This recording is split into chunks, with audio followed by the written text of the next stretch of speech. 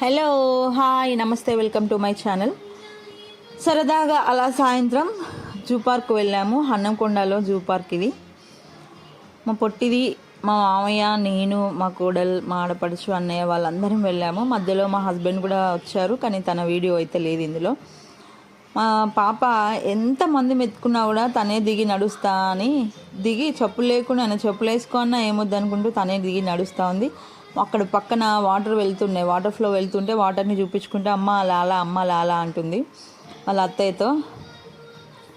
అలా సరదాగా zoo park అంతా తిరిగి కొన్ని పిక్స్ తీసుకుందాం అనేసి వచ్చాము. అక్కడ బటర్ఫ్లైది ఉండే, మా పొట్టిదాన్ని అక్కడ నిలబెట్టి ఫొటోస్ తీస్తున్నారు వాళ్ళ అత్తయ్య ఉన్న అక్క.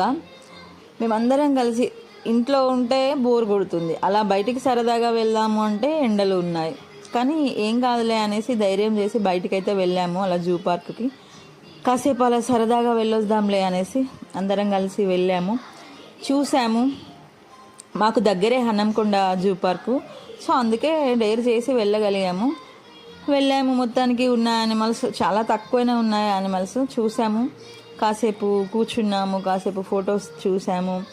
అక్కడ గ్రీన్ కలర్లో ఆ ట్రీస్ అన్నింటినీ, ఆ గార్డెన్ అంతా చూస్తుంటే కూడా నిజంగా చాలా బాగా అనిపించింది. అక్కడే ఉండాలనిపించింది, కానీ ఉండలేం కదా, వాళ్ళు ఒప్పుకోలేరు కదా.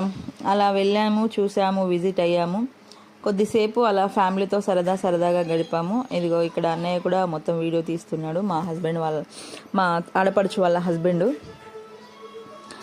అలా అందరం అయితే కాసేపు సరదాగా వెళ్ళాము, ఉన్నాము, సరదాగా గడిపేశాము. ఫొటోస్ తీసుకున్న తర్వాత మా బుడ్డిది చూడండి ఎలా తిరుగుతుందో, అస్సలు ఎవరు ఎత్తుకున్నా కూడా ఉండట్లేదు, ఒక దగ్గర ఉండట్లేదు, ఇటు అటు నడుస్తుంది. తను వెంట మేము పరిగెడుతూ ఉన్నాము. అలా కాసేపు అయ్యాక మా హస్బెండ్ కూడా వచ్చారు మా మధ్యలో.